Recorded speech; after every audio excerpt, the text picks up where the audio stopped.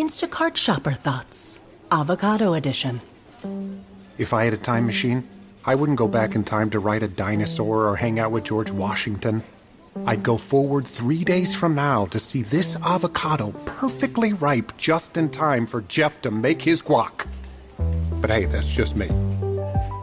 Download the Instacart app and we'll overthink shopping for you.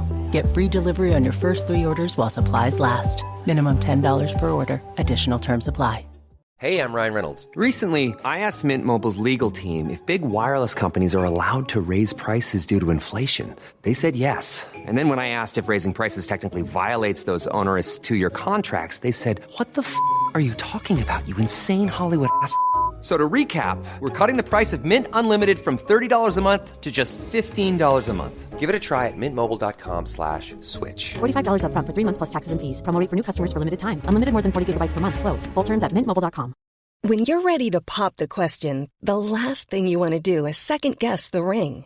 At BlueNile.com, you can design a one-of-a-kind ring with the ease and convenience of shopping online. Choose your diamond and setting. When you find the one, you'll get it delivered right to your door. Go to BlueNile.com and use promo code LISTEN to get $50 off your purchase of $500 or more. That's code LISTEN at BlueNile.com for $50 off your purchase. BlueNile.com, code LISTEN. Super real.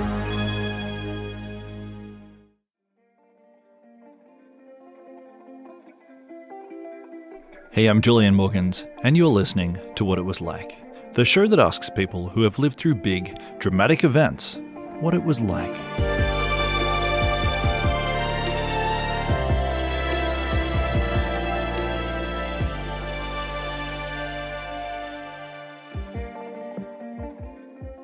Hey, thanks for joining me again, and thanks for all the feedback on our last 2 apps on scammer farms.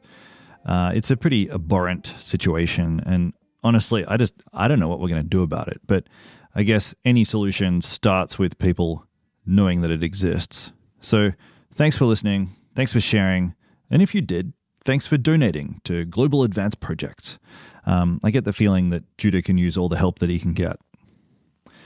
This week, we're starting another 2-part saga. It's the story of Australia's most famous cult, although I should probably use the word infamous because they did some pretty twisted things. It's the story of a group that called themselves The Family. And I actually grew up down the road from where this cult started out. I grew up in the Dandenong Ranges, which it's just outside Melbourne, and I remember all the kids at my school, they all talked about this spooky property, this place that had big gates. And this was where The Family started out in the mid-1960s. And they started out innocently enough as like a philosophical discussion group. Although by the 90s, the property was mostly empty. And if you peered through the gates, you could just see these shabby, portable type buildings. And it was all getting a bit overgrown and covered in moss.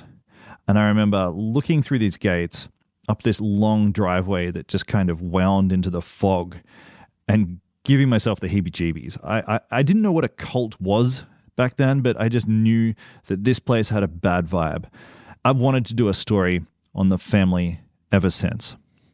So it was here, at this place, at this property, that a woman named Anne Hamilton Byrne first started teaching this really eclectic hodgepodge of Christianity and Hinduism. And she claimed to be a reincarnation of Jesus Christ, of course. And just like all the other cults, she claimed that a nuclear war would bring about the end of times, at which point the family would inherit the earth. But something that was unique was the way the family claimed to be just a literal family. As you'll hear today, Anne claimed that all of the kids in the group were her own. Between 1968 and 1975, Hamilton Byrne acquired 14 kids. And some of them were just members' kids that she adopted, but a lot of them were illegally adopted via the help of a high-profile doctor who joined the group. And this guy, he drew up false documents to alter their identities and give them all the same surname, Hamilton Byrne. And then, just to cap it off, all of these kids were made to dress the same. You might have actually seen photos of the family, and they're all dressed in this identical Von Trapp-style clothing. But I think one of their most famous traits was the way that they bleached their hair. And you've probably seen photos of this too. It's like all of these kids with the same platinum blonde hair. It's all like been bleached. And it basically all just matches their mother's wig, like the adoptive mother's wig. And again, it was all about affirming their lineage to Hamilton Byrne and reinforcing this idea that they were a family. Today, we're going to hear from a man who grew up in this environment. His name is Ben Shenton, and like the others, he thought that Hamilton Byrne was his mother. And the family, it was a pretty abusive environment, and he talks about the stress that he felt from a young age and the things that he saw. The beatings, the waterboarding, and the older kids being forced to take intravenous hits of LSD. And finally, he's going to describe the morning of August 14, 1987, when the police raided a property on Lake Eildon and forcibly removed all of the children from Anne's custody. I think in many ways this is kind of a sad story, but I think that Ben's story of rebirth, back into the world, it's pretty inspiring. And I think it's a really interesting personal account of a story that many of you will already know. This is not the first time that this thing about the family has been told, but seeing it all unfold through Ben's young eyes makes it feel very real and personal. Just as a final little FYI, we're going to hear from Ben, and then next week we'll hear from the police officer who brought down Anne Hamilton Byrne. So in this way, we're going to cover the whole story from the beginning right to the end. Okay, so now I bring you Ben Shenton.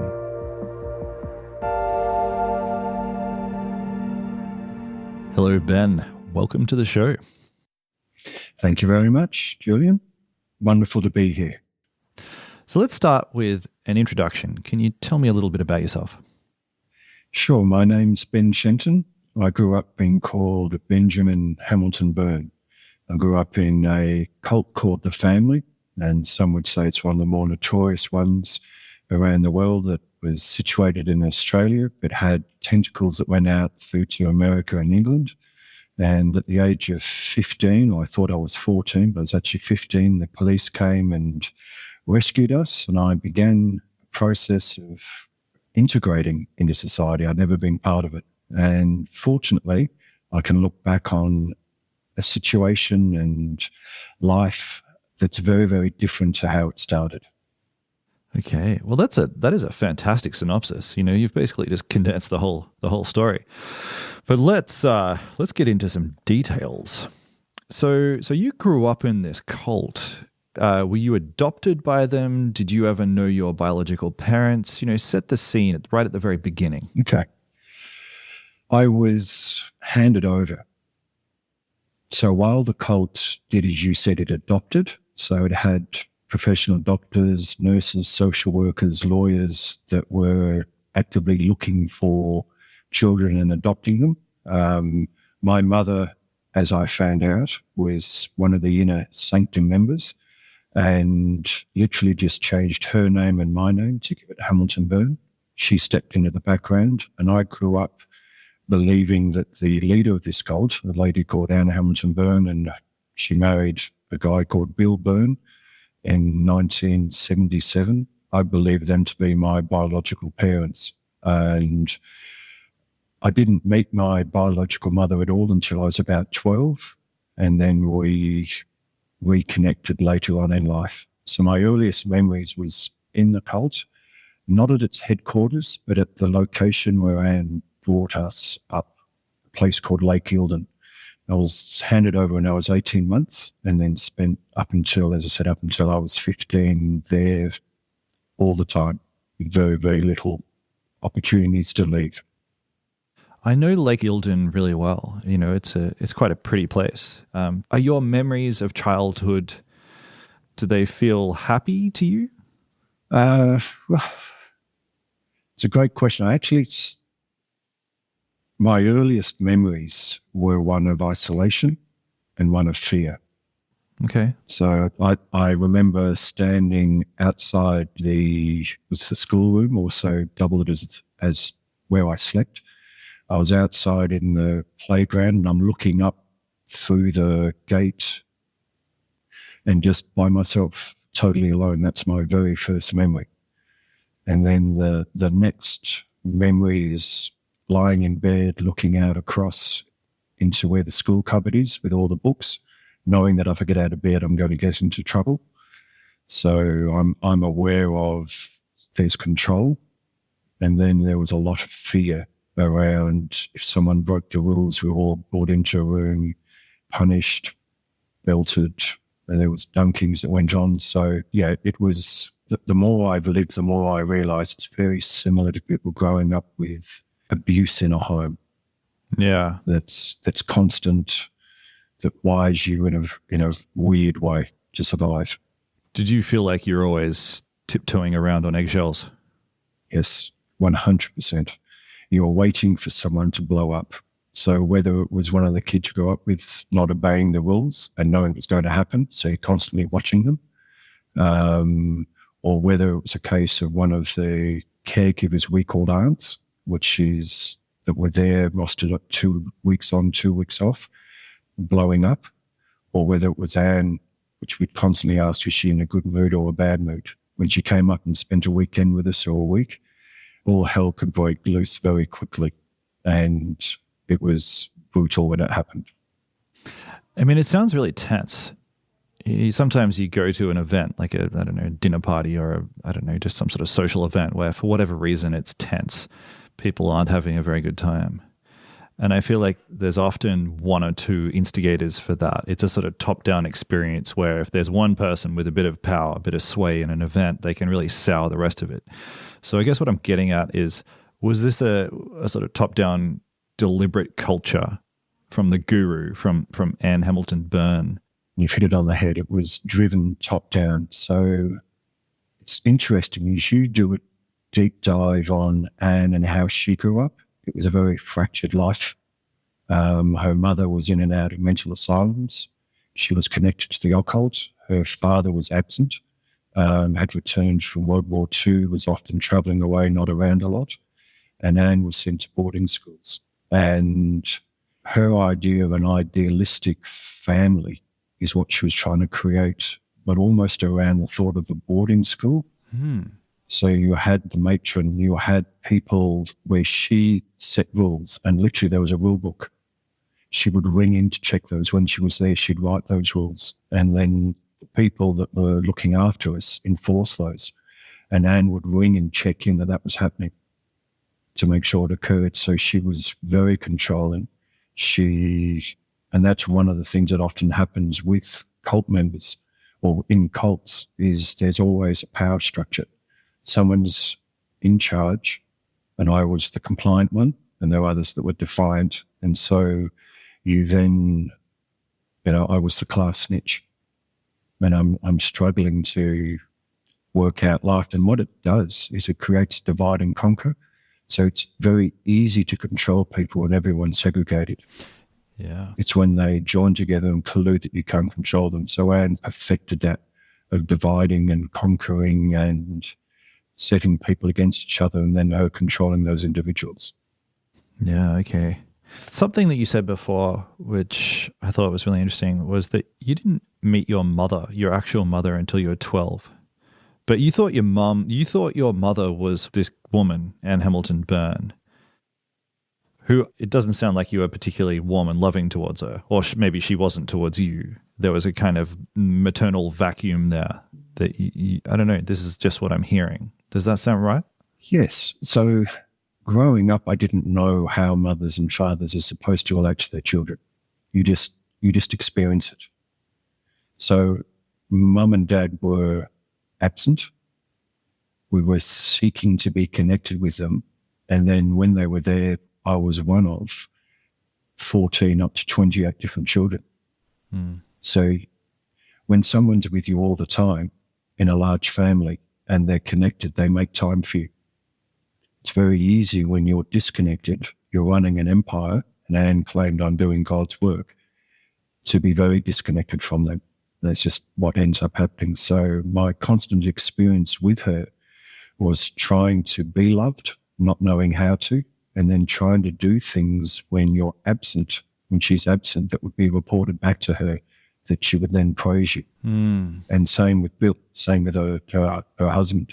So you're getting these minute amounts of time with them where you're trying to build a connection. but there's no day-to-day interaction that happens. We didn't have parents. Yeah. Ben, I'm sorry, mate. I've got a young daughter, so I've been thinking a lot about parenting the last few years. And Yes. I know kids are just wired to look for love. You know, they want to be reassured that it's going to be all okay. They're, tiny little people, and they're acutely aware of how vulnerable they are. And so they're always looking for reassurance and safety and love. And to just like create an environment where you're just denying kids this thing that they just sort of live in, this like emotional starvation all the time. That's so cruel. That's awful. It is. And one of the earliest memories was actually one of the aunts reading books to us. They'd sit out the front. She was not one of the constant ones. She ended up leaving shortly after and just being invited to sit up on her lap and read the book in front of all the others. Is etched in my memory as a very pleasurable memory, a very good one, probably because it never happened again. So, yeah, as I said, that's just such a normal thing for a parent to do, which I did hundreds of times with my kids, sit up in my lap, read a book with them, do their reading with me, or sitting beside me, arm around them. It was so absent. So yes, you're right. It was cruel. It was designed, as I said, to wire us to hunger for affection and being willing to do anything to purchase it. Like holding that over kids, like using that as a mechanism to enforce power. That's pretty evil. Indeed. Yep. We can dig further in some of the other things she did, but that was just my perspective of growing up. It got a lot worse than that. Okay. Well, let's follow the chronology here. So I think one of the things that like the broader public is aware of the family. When you talk to people about the family, sometimes people go, "Oh, is that cult where like all the kids had blonde hair?" And I'm just curious, what was with the blonde hair, and did you ever have to bleach yours? Yes. So Anne had a blonde wig. Okay. Bill was dark-haired. So the claim was we were her biological children. And so there was some dark-haired, most blonde, and some were allowed to be red-haired.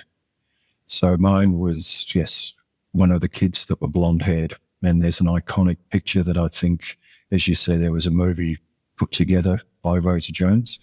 The Cult of the Family. I'm one of those blonde-haired kids in that up until just before I left.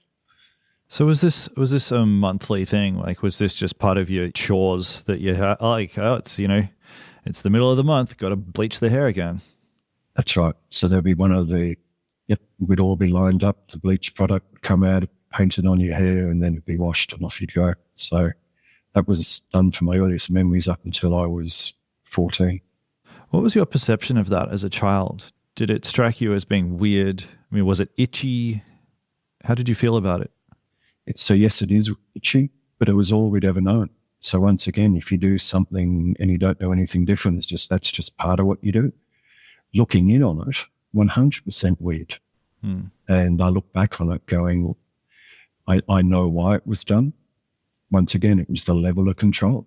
It was a vanity point for Anne, in essence, and part of the charade of control that she had to be able to say if ever we were seen in public, we were her children. We had blonde hair like her, blonde wigs. As you got older and you sort of approached adolescence, and I'm guessing you started to think about it more, you sort of develop your own sense of autonomy, your own identity a little bit more. Can you walk me through how that transition was as you got into maybe like 10, 11? As I said earlier, Julian, I worked out in life how I was going to navigate this world. And probably the deciding moment was the first time I remember being pulled into a room with all of us. Someone had done something wrong. And it was like, if whoever doesn't confess to the crime, you're all going to get punished. What was the crime? And I can't remember. I was probably 5 years old. Someone might have taken something. Someone might have answered someone back. Whatever it would have been. The fear was so big for me. I just said, I did it, and I knew I hadn't. And I can't remember whether I was punished or not, but the pressure, it let out the pressure valve. And I made up in my 5-year-old brain from that moment forward that I was never going to do that again. If I knew who did it, I was going to tell that this is the person who did it. Because why should I suffer for someone else's choice? So I had an inner sense of these are the rules. Whether I agree with them or not, they just are. I'm powerless to be able to overcome them because those in control are bigger and stronger than I am. And how I'm going to do is I'm going to be compliant and curry favour from them. And that's how I functioned in life. So it worked as far as I was concerned. Help me to understand what a day in the life of the family looked like when you were around the age of 10. You know, like, were you going to school? Like, where did you sleep? What did you eat? Okay. So it's a 2-storied wooden holiday house. Downstairs was the pump room, which pumped water up from the lake. So this is Lake Eildon. This is Lake Eildon. We're living on the edge of Lake Eildon. It's a place called Kyalama. You spent most of your time there. Yeah, I would say 95% of the time. At one point, we'd occasionally go down to Anne's property in the Dandenong Ranges for a week or a couple of days. So apart from that, I was there pretty much all the time. So the boys' room was doubled up as the classroom that we were all educated in, and that was 7 days a week. We'd convert the boys' room, push our beds off to the side, do hatha yoga and meditation. That was first thing as soon as we got up. That would happen. It was around about 5 o'clock in the morning. Meditation, hatha yoga was probably till about 6:30.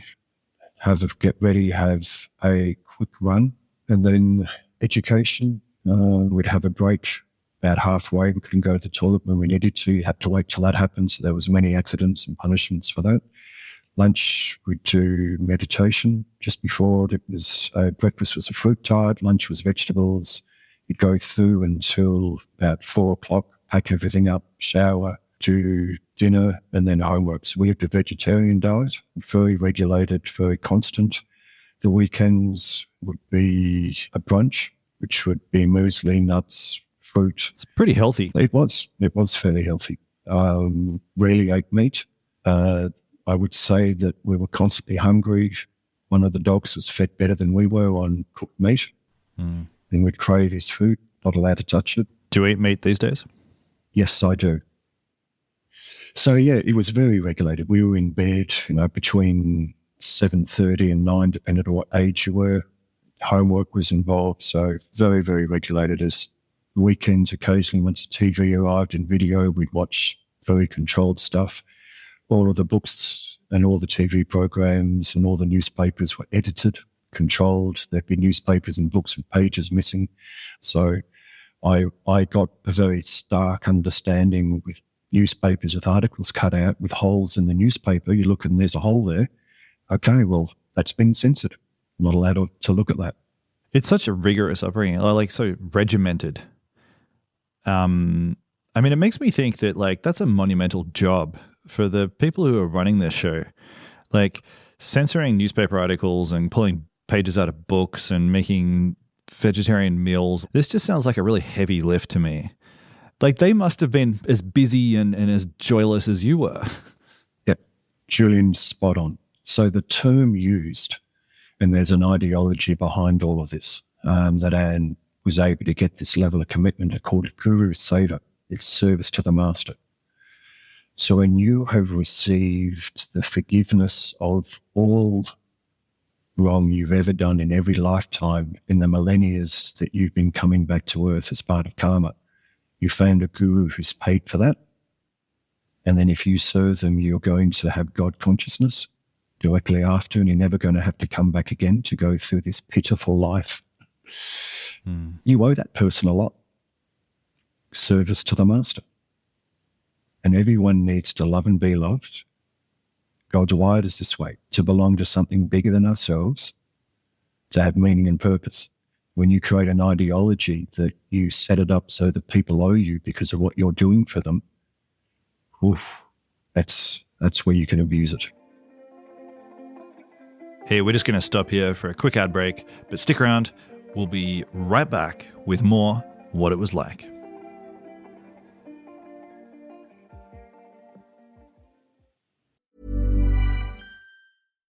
If you're looking for plump lips that last, you need to know about Juvederm lip fillers. With Juvederm Volbella XC and Juvederm Ultra XC, your lip look, whether it's subtle or bold, can last up to 1 full year with optimal treatment and no additional maintenance. Find a licensed specialist and see if it's right for you at Juvederm.com today. That's JUVEDERM.com. Add fullness to lips in adults over 21 with Juvederm Volbella XC or Juvederm Ultra XC. Do not use if you have severe allergies or a history of severe allergic reactions, or if you're allergic to lidocaine or the proteins used in Juvederm. Tell your doctor if you have a history of scarring or taking medicines that decrease the body's immune response or that can prolong bleeding. Common side effects include injection site redness, swelling, pain, tenderness, firmness, lumps, bumps, bruising, discoloration, or itching. As with all fillers, there's a rare risk of unintentional injection into a blood vessel, which can cause vision abnormalities, blindness, stroke, temporary scabs, or scarring. For full, important safety information, visit Juvederm.com. Hey everyone, I'm Craig Robinson, co-host of the Ways to Win podcast, alongside my good friend John Calipari. I've been on the go recently. Phoenix, Kansas City, Chicago. If you're like me and have a home but aren't always at home, you have an Airbnb. Hosting your home or a spare room is a very practical side hustle. If you live in a big game town, you can Airbnb your place for fans to stay in. Your home might be worth more than you think.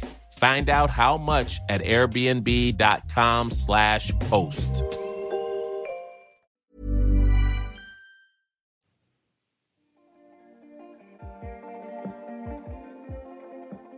So within this highly regimented environment where you're sort of eating food and going to bed at the same time every day, and this sounds like you weren't having a whole lot of fun. I want to hear about two extremes. I want to hear about like what was the best moment? Did you ever have like a Christmas or something that was really good? And I also want to hear about like what was the worst? Did you receive a punishment that was really awful? Like did you see something that really stayed with you? Okay. So it's great asking the left and right. Let's try it out.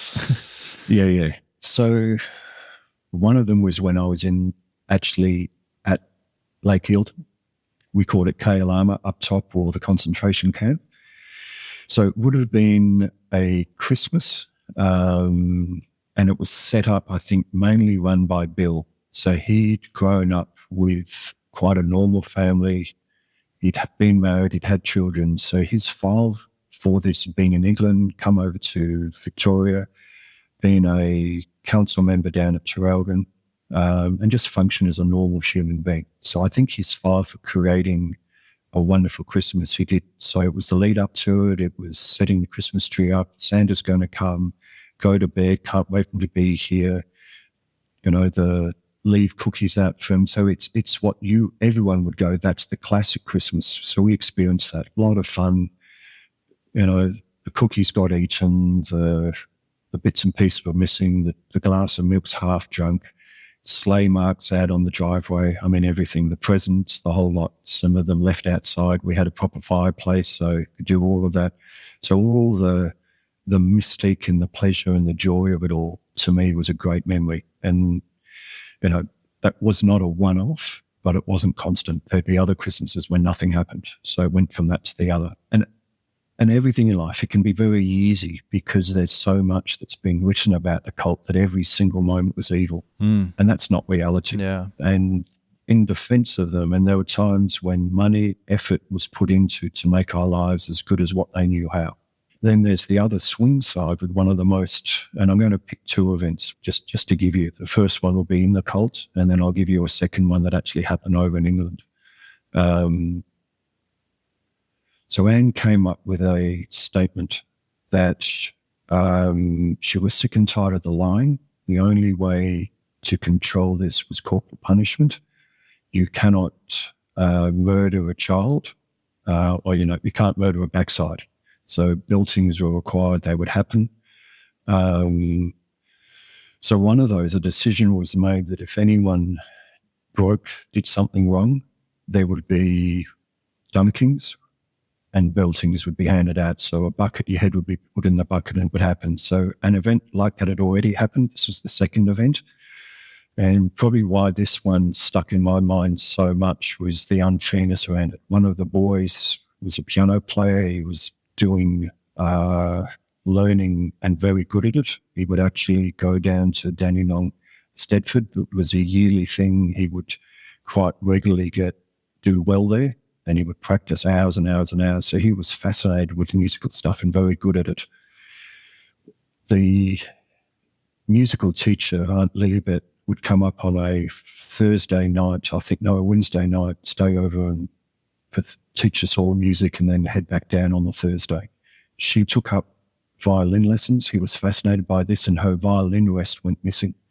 And when she was on the property, because it was quite small, there were 2 caravans that were there, and the extra caregiver, the auntie, there wasn't room inside the building, would stay at the caravan, and that's often where she would be. When she went to bed, she'd go into the caravan and her bed was made up for her there. So anyway, the violin rest went missing. They assumed this boy, James, had stolen it, and we were downstairs where they were trying to extract the truth of him was directly above us in the piano room. And so there was a 3-cornered plastic cane he was being used to beat him up. Was the only thing to say, just try and extract that he'd done it. He refused to say it was him. He snatched it off them, threw it out the window. We heard them come down, grab it. You could imagine the fear we've already been through this once. We're feeling this again. I wish he'd just say he'd done it. Did anyone know where this has gone? No one. So this went on for about an hour. He refused to fess up, marched downstairs. He was dunked in water to try and extract the truth, and it was all of our turn, one by one by one. I'm one of the younger ones, or one of the last ones. Often the delayed punishment, fear of it is as bad as actually going through it. But this was probably equal. And your head held under for about 10 seconds. Was it you? Pulled up? No, it's not. Back under 3 or 4 times, and then in there. So we had a mixture of kids that Anne claimed to be her children, and then others were called foster children. And they were actually cult members. So they would come up. Some of them lived there full time for a period of time. Others went back and forth to see their own parents on weekends. So a group of them took a trip down to see their parents all the way there. Do anyone remember who did it? We begged them to try and find out if it had happened.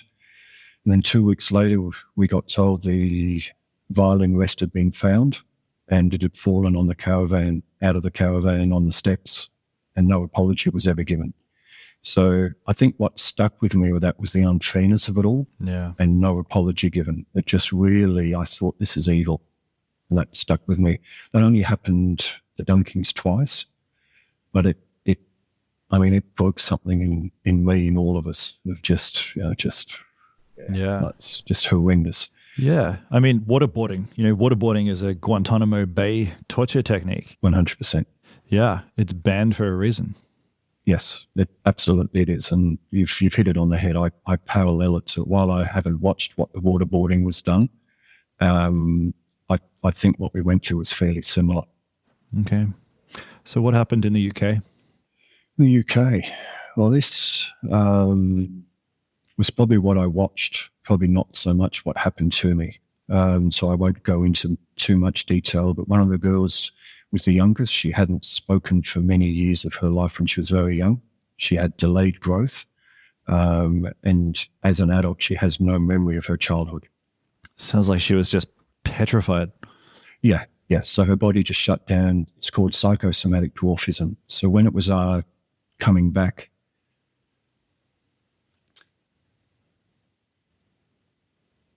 so I have to gather myself. Sometimes, absolutely, it's all good. No, take sometimes it's all good. Sometimes this affects me, and sometimes it doesn't. I just I don't know. So anyway, we're due to head back. We had 2 caregivers that were fairly good to us, that lived off the property.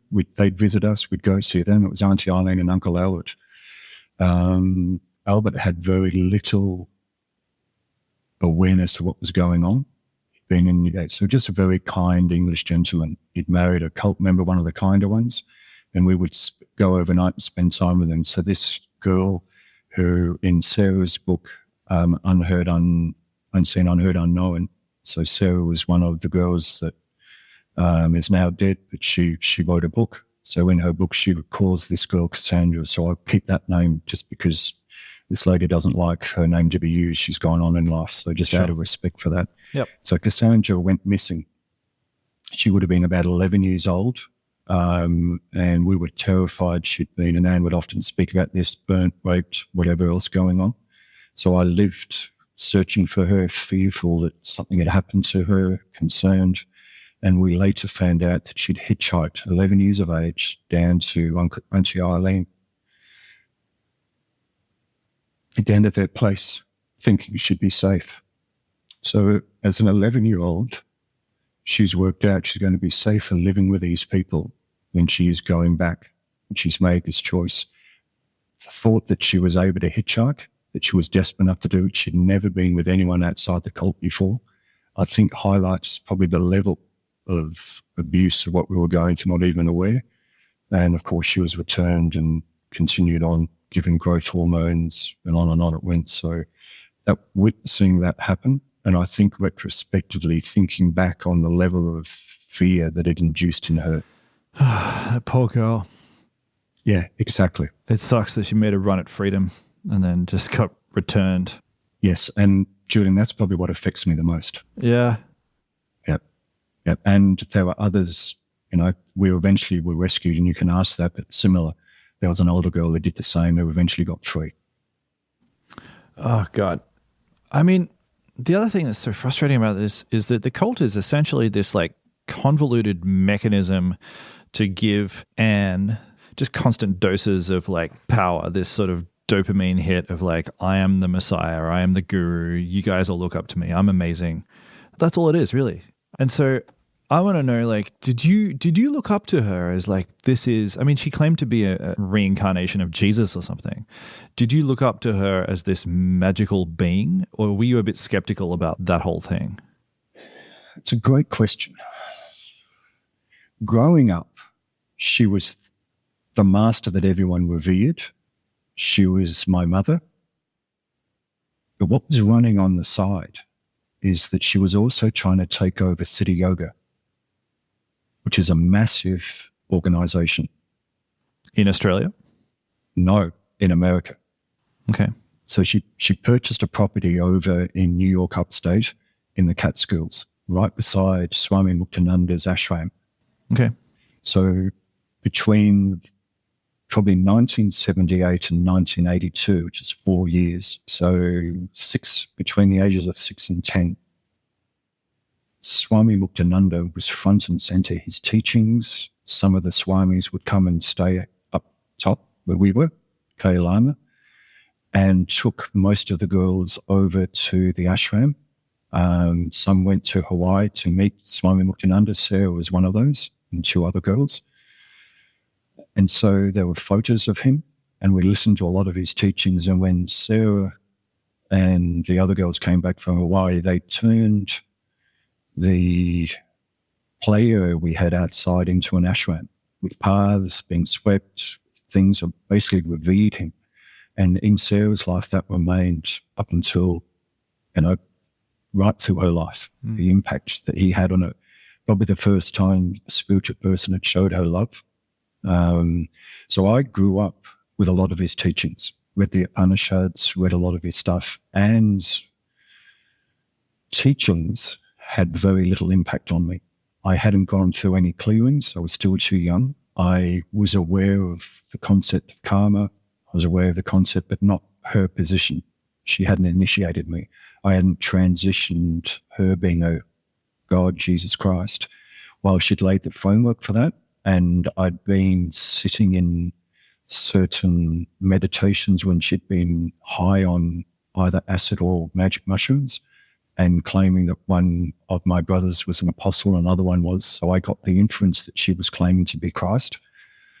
I'd never made up that mind that she was. I hadn't made my opinion. I had some spiritual experiences growing up that gave me pause to think about this, and they weren't good ones. Spiritual moments as in you were like, I don't think you're Jesus, or the other way?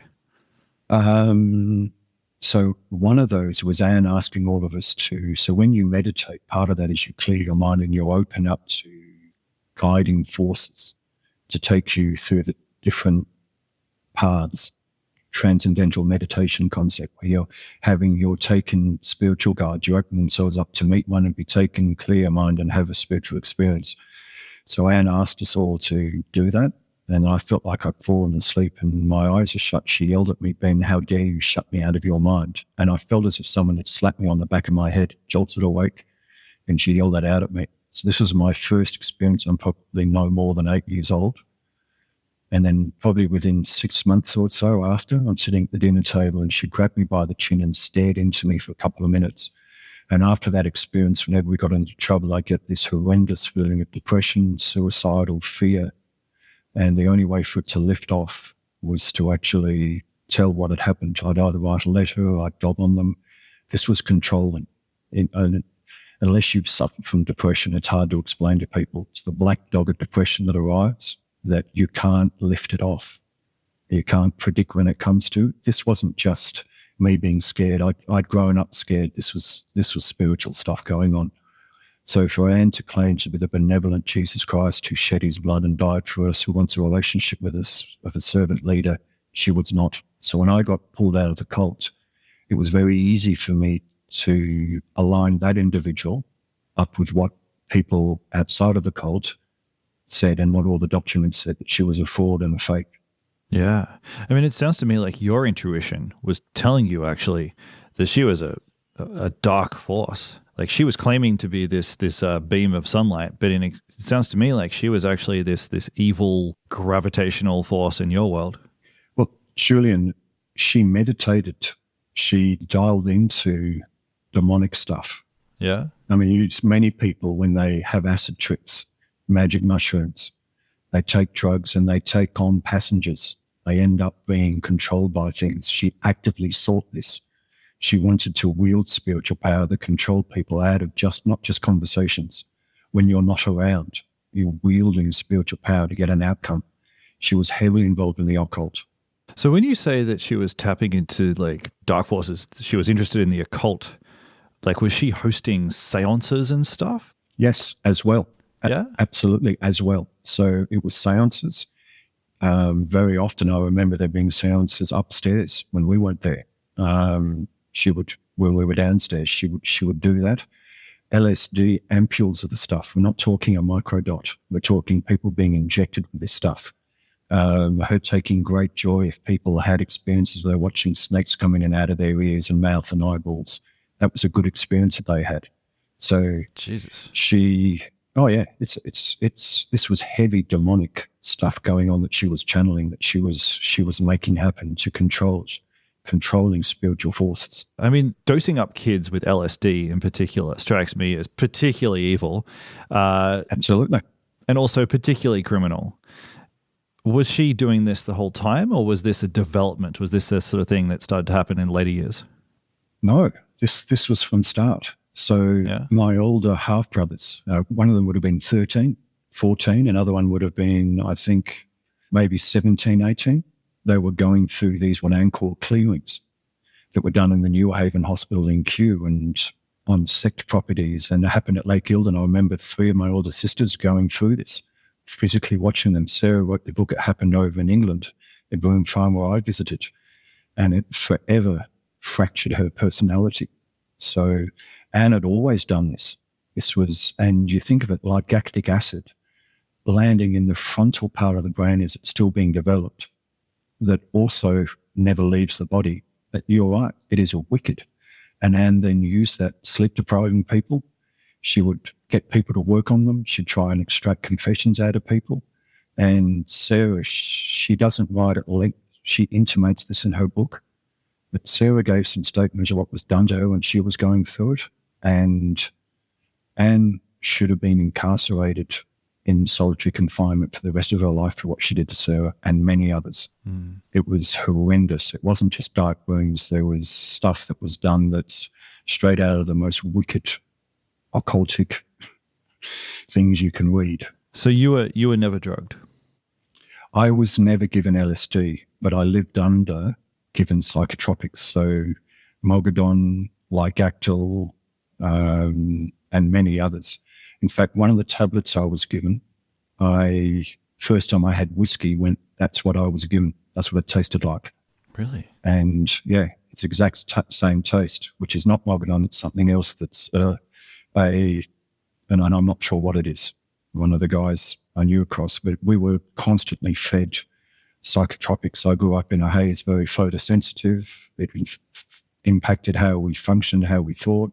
I have no clue what the whole mixture was, but we had doctors, psychiatrists that could prescribe stuff. And there was a constant box full of this stuff that we were fed all the time.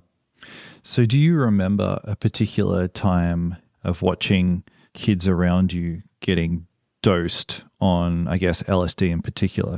Yes, and they were three of the girls that wrote statements to the police that end up getting us out.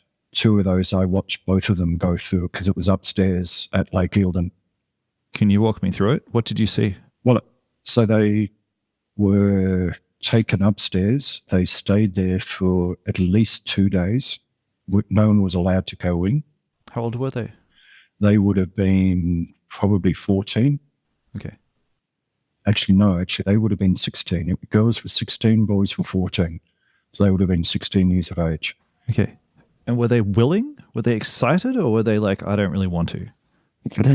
Probably very apprehensive. This was considered part of the initiation into the cult. Okay. So this was the beginning phase. Once this happened, you were being initiated. The next thing would be down at the lodge, St. Keaton Lodge, and you'd go through the initiation thing. So this was part of that process. So it was almost the coming of age passage, right? Very nervous and kept it very quiet what you experienced when you were in it. But we'd heard stuff like other people and being excited that they'd had these hallucinations of snakes coming out of their mouths, eyes and ears and stuff. So you can imagine as a 16-year-old, they were not looking forward to it. It was something that happened and they had to go through it. And we saw many people go through this.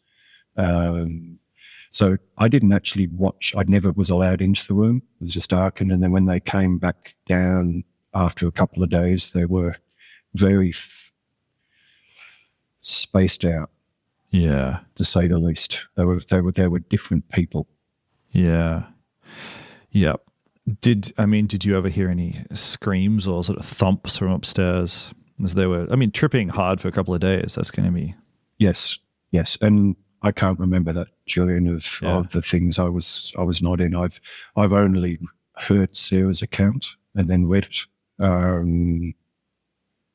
Let's put it this way.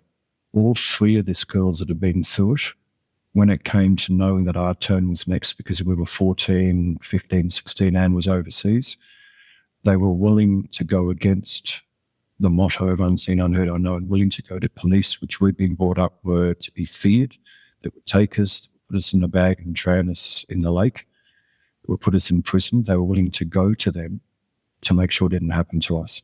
Yeah. So that's probably the easiest, me looking in, to be able to see how it happened. So they were kept quiet. It wasn't loud, but yeah, we knew what was going on. Hey, we're just going to stop here for a quick ad break, but stick around. We'll be right back with more What It Was Like.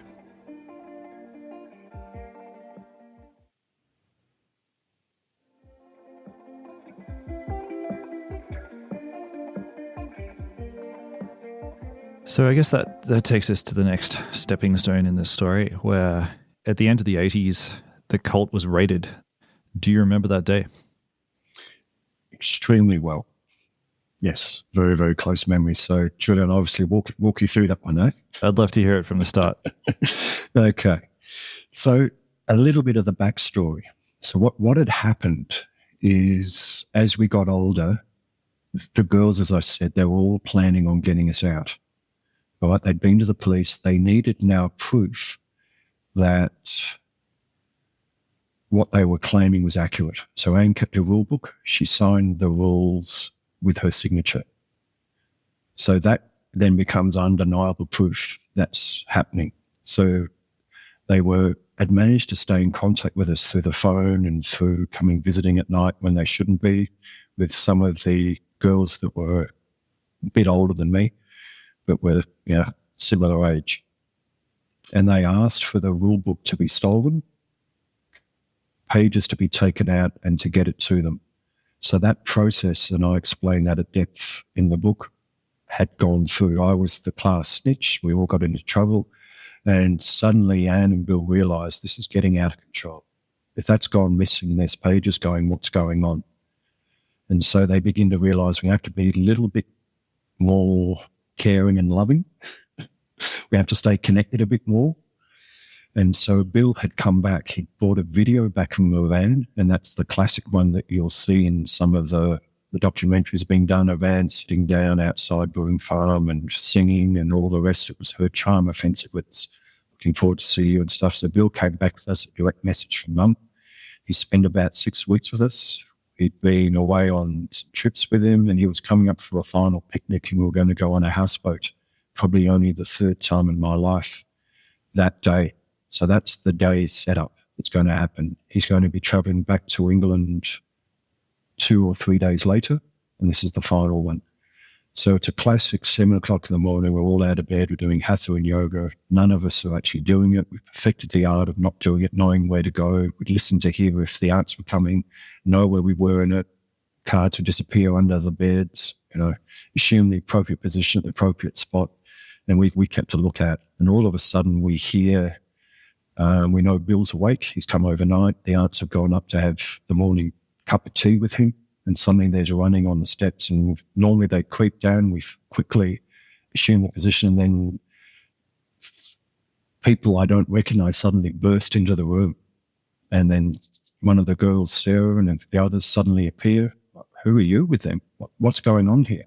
And one of the older girls, Leanne, who was very instrumental in getting us out, she'd run away from the couple of times being sent back at 18, ran away successfully. She's there as well, so it's all on. It's all happening. And Bill's there, and we're slowly being removed. Suddenly realise the police have arrived, and we're leaving. There were lots of them around. Were they in uniform? Like when you say that people burst into the room and you didn't recognise them, were these police officers? Yes, a mixed police officers and that were not in uniform, plain clothed. Okay. Yes, and I think it was very purposely done because the police uniform would have freaked us out. Yeah. We were then taken out one by one. When I say one by one, just we're going to be leaving. There's a buses here, we'll take you out. And then it was my turn, and I got where we were was downstairs, taken up the steps, and you'd go directly from the steps out the front door on the veranda and up into the waiting bus, where everyone was bit by bit being put into. Lots of tears, what's going on, confusion. And just as I'm leaving the final step, I cling onto the banisters and won't leave. Leaving for me was going over to England, which I'd been to before on a boarding school, and I'd said in my mind this was going to happen. And this has interrupted that. Mm. So as far as I don't know these people, I already have an exit strategy. I want this under my control. And so I fought to stay. Okay. And then after probably a couple of minutes, I let go and I just go with it. And then as I'm being driven away, we all get in there. They find a couple of our toys to help comfort us, some soft toys that we have, whatever else. We take them with us. We go down, stop off at a Lake Eildon. Actually, in the Eildon thing, there's a guy there, Sid Savage, who ran the petrol station. He'd often come up and give us the oil and gas we needed. He'd fix things around the place. We knew him and was just a kindly non-cult member, had no clue what was going on. He'd take us out on his houseboat. I'd been out on once or twice before, so we knew him, so we felt safe going there. Then they drove us, went to the toilet, had something to eat, and then we went down to a halfway house, kids' care, I think it was, and that's when the debriefing began to happen. All had lunch. The police began to talk to us, what had happened, what had gone on, what do you remember, just very briefly, try and calm our fears. And then we were dropped off at a place in Melbourne called Elgar, a Lambie reception centre. So it's all no longer there, but that was 1987. Banksia unit, we were put in and given food, got to wash dishes, which I'd never been allowed to before. Excited about doing that. What a thrill. Oh, absolutely. I realised very quickly that that's not a thrill, but it was for me. You've been stitched up. Yeah, exactly. Had our own food we could eat, all of it. toothbrush. I'm in a bunk bed, never been able to be in one before. And then would have been around 8 o'clock. And I'm lying there thinking back to everything I'd said that day. And the habit we've been brought up with is you never tell anything to anyone who's a non-cult member, and you better be very careful what you said is accurate and correct, or not accurate and correct, isn't what on topics you're not allowed to speak about. Right. So I'm doing that check as I'm so used to doing and realizing I'm free, I don't have to do this again. And I made up my mind then I was never going to go back. Whatever it took, I was never going to go back. And that was the end of the first day, realizing I'm in bed. I think I'm free. There's that sort of slightly cheesy saying about it's the first day of the rest of your life. Did it feel like that? Well, actually, what was interesting, Julian, is that as we were driven away, probably no more than 10 minutes from the property, I actually made this statement, and it was along the lines of, it's the end of one chapter. The last page has been written. I'm about to start on a new one. That must have been exciting. It was. I think I realised very quickly this was case, and all I began to get was evidence that this was it. This was happening. So it's interesting how much is subconscious in life. You really don't know them. You suppress things for so long. You've got your own what you want, what you don't want, and I guess it began to come out. I was able to put words around what had been going on inside of me for a long time, very quickly. How old were you when after the raid? Well, I thought I was 14. I've been told my birthday was August 31st with another one of the girls, supposedly a twin of mine. I found out within months that it was actually July the 23rd, not 1973, but 1972. So I gained a whole year very quickly. Yeah, very quickly. Yeah. Yes. Yeah, you grew up fast. Yeah. I grew up fast. Okay. Okay, so tell me about the next few months and the next year or so. You know, like you're sort of trying to scrub out all this indoctrination. You're doing some deprogramming. And what was that like?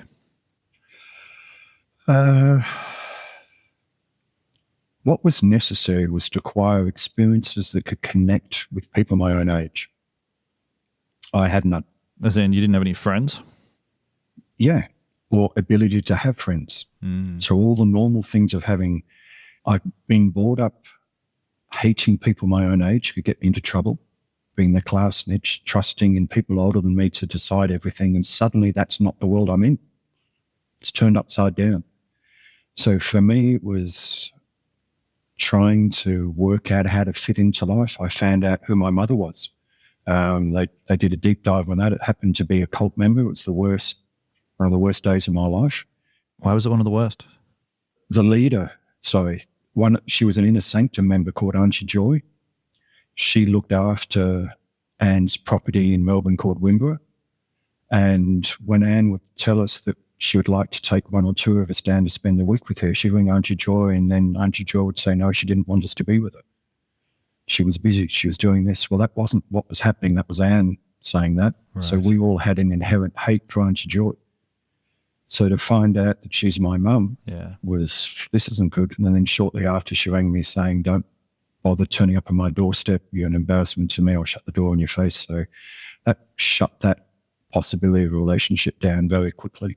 Yeesh. Yeah. What a horrible mom. Exactly. So that shut that down. I've met my half-brothers and still to this day have a relationship with them, get on very well. So began to connect with them, began to do school, began to do life, learned what it was to get on a bus and off a bus, on a train and off a train, got lost, started bike riding, started trying to play sport, was hopeless at it, had very little experience. So all of that, desperate for connection with people older than me, trying to form friendships with mine. At school, there was a group of boys that did a year 11 English assignment, which was basically trying to help assimilate me, trying to teach me to be normal. That was part of their English assignment. And they were just good-natured kids just trying to do what was best for me. But it was an absolute mess. The bull in the china shop, my nickname was Psycho. Just couldn't connect with people. I was unpredictable.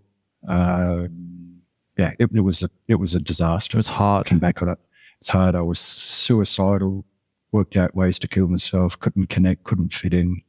Life was against me, militated. So it was tough. It was a very, very tough experience. And then the kids I grew up with, my cottage parents, we had got sacked. I was absolutely distraught. I got very close to them. And so I got a foster mother. She happened to be a born-again Christian and never told me about Jesus. Began, obviously, starting asking questions about life. Where do I fit in? How come I grew up in what I grew in? What do you think? And eventually I had an encounter with Jesus Christ. It would have been 17 and a half in a Blackburn Baptist youth pastor's office. I met the real Jesus, and that to me was the beginning of, okay, this plays around with my theology. And I used to ask God to make it rain and stop rain, and it did for about 6 weeks. My foster mother told me God had made the world, had the power to intercede to cause miracles. If we ask him, he can do it. So I went, okay, I've grown up with the supernatural. I've got a file for this. Let's see how this works. And it did. And as I said, I explained that in depth, but I then began to investigate God. Who are you? How do I know you? How can I be right with you? And that was a journey that took me to about 18 and a half. Okay. Moved on, got a certificate in information technology after traineeship and did a degree. Kids came when I was 26 to 28, and then we moved on. So it's been a process of just decision by decision. What's the framework? How am I going to do life? Yeah, just working through it all. So that was the deprogramming.